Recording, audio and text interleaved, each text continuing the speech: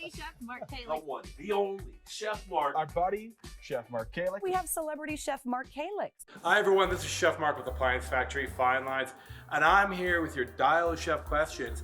I had somebody send in a great question. This question is from Mildred. It says, I have a very small convection oven. It came new with absolutely no directions on how to operate it. I never know how long to cook a recipe or what temp to use. Could you help me? Thank you. I'm happy to help. So, oftentimes these smaller ovens are a combination oven. So they do a couple of things. They're a microwave as well as an oven. And the benefit to that is because they have a smaller cavity, they heat up really, really quickly.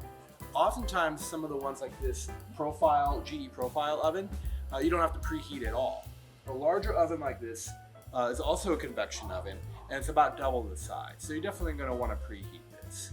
As far as cooking times and temperatures, with convection, typically you wanna reduce your oven temperature by about 25 degrees to keep your cooking times consistent to what a recipe might say.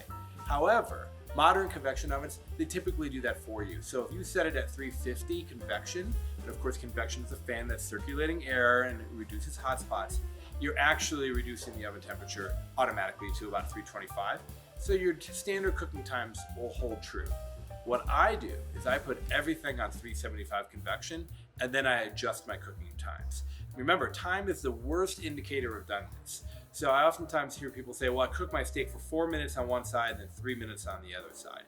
And there's so many variables there. How hot your pan might be, what kind of oil you're using, what kind of steak, how much marbling it has, how warm it was before it went into the pan.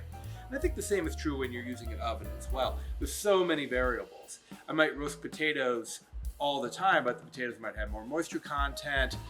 Maybe I have more seasoning and oil on them before I add them into my oven. Maybe my oven was preheated more. So what I like to do is choose a temperature, 375, and I choose a setting, convection, and I cook everything on that. And I adjust my time like this. Let's say it says 45 minutes for roasted potatoes. I set my time for about half the amount of time, so maybe 25, maybe even 30 minutes, and then I check it. Now look, I'm like, are those done? How do I know when they're done? When they're golden brown delicious, GBD. And if they need a little bit more time, I set it for half the amount of time that I think they're gonna cook. So let's say, about 15 minutes more, set it for 7 minutes. Then I check them, and then I set them for 4 minutes. And then I just kind of keep track, and then I write in there.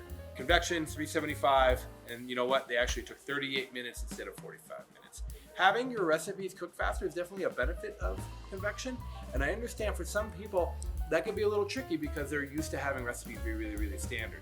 But remember, recipes are just a guideline. So Mildred, I hope that answers your question without knowing exactly what appliances you have. This is really the best I can do as far as speculating which piece of equipment you have. And as far as how it operates, they all pretty much are very, very similar. On and off, convection bake, and I prefer convection bake over convection roast. It's a little bit more consistent, less browning typically, and then just set the temperature and hit start. I think that's gonna help you out.